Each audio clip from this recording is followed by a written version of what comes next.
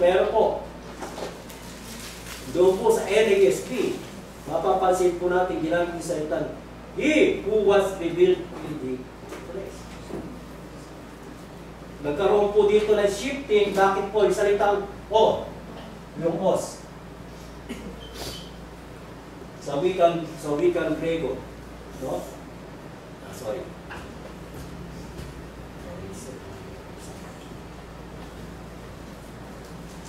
Yung os.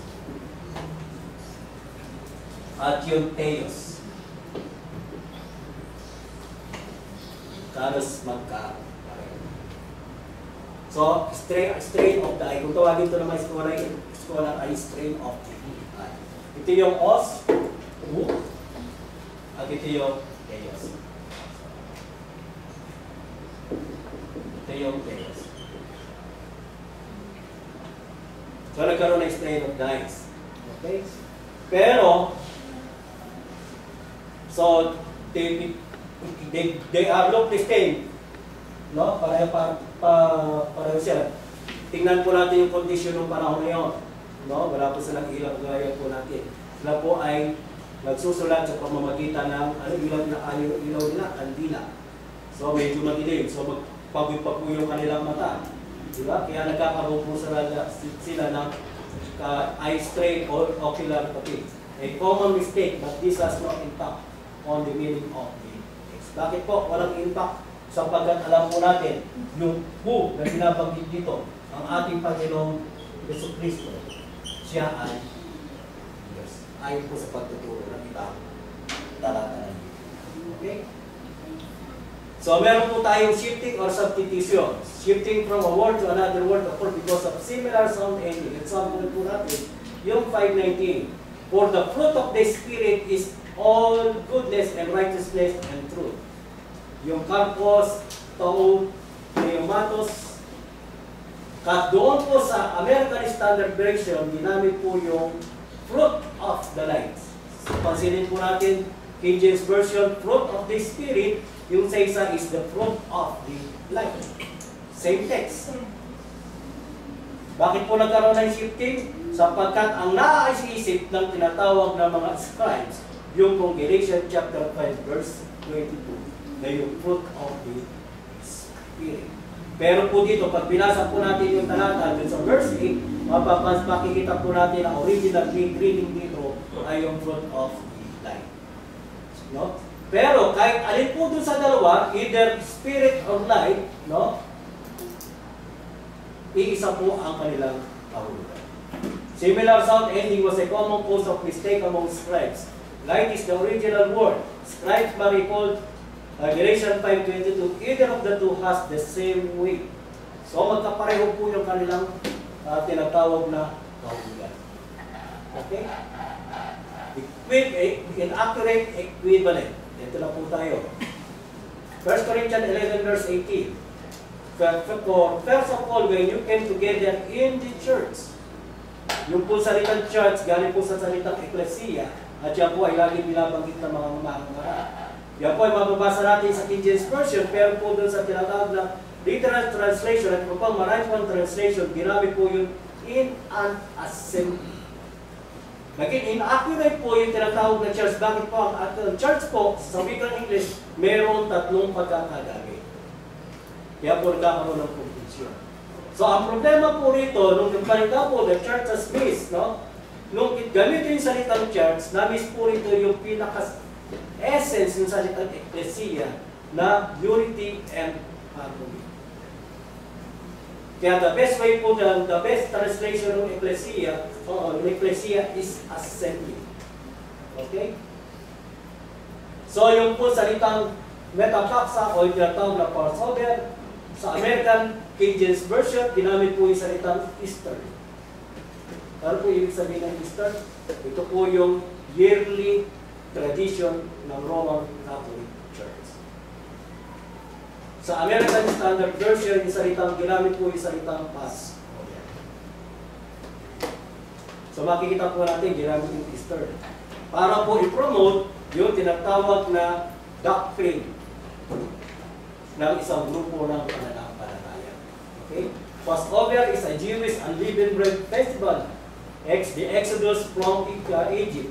Easter is a Roman Catholic yearly Christ's death celebration. Ito tawagin po natin mahal na araw. So, translation insertion, ito po yung binanggit po natin in Hebrew chapter 9 verse 1, na kung saan po dinagdag po yung salitang covenant, the first covenant. For indeed, even the first covenant, yung kay prote, di kayo mata, yung first covenant, yung po salitang covenant, hindi po mababasa kahit sa ang Greek manuscript. Pura po ito. Ang makikita po natin yung salitang prote, skele o yung tinatawag na first tabernacle. Pero dinagdag po yung salitang covenant para po magkaroon ng tinatawag na doctrinal confirmation. So, the Ateca covenant is nowhere in any Greek manuscript of Hebrew 9:1. But the skele, o yung tinatawag natin tabernacle or tent, is found in some manuscript. So, yung salitang the Ateca, yung tinatawag na covenant, intentionally po, idinagdag po to support the translator's doctrine. Okay? Yung pong salita, yung puneron, sabi ka, 1 Corinthians chapter 5, verse 13, alisan nga sa inyo ang masamang tao. So, sa King James Version, binanggit po yung evil person. Doon po sa Duway Version, binanggit po yung evil one.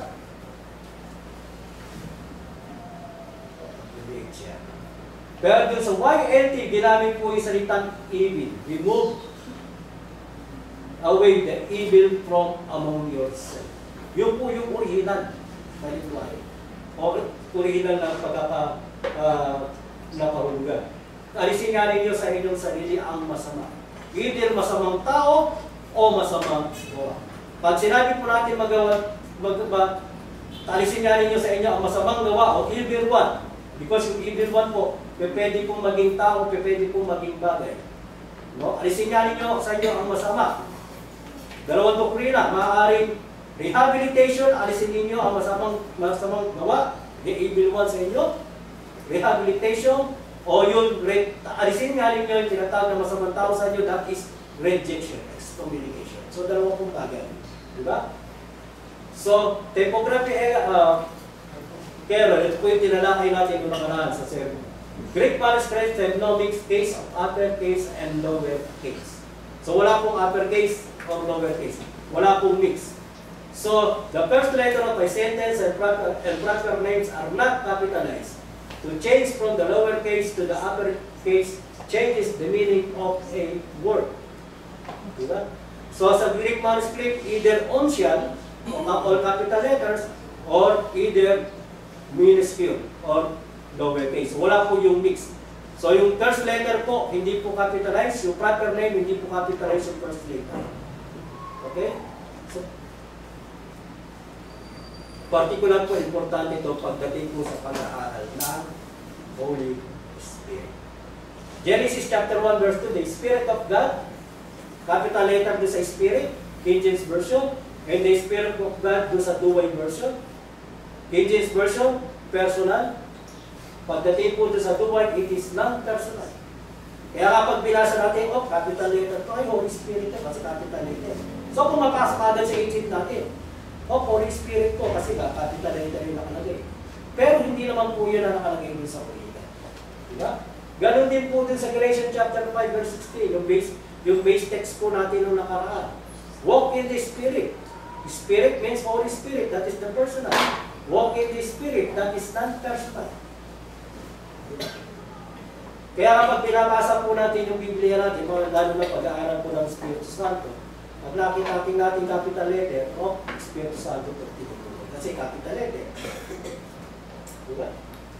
Eh pag ginawa po natin small letter, hindi na siya Holy Spirit, non-personal na siya. So yung pong paglalagay po ng capital letter at small letter, it is a matter of understanding. It is a matter of interpretation ng mga translators.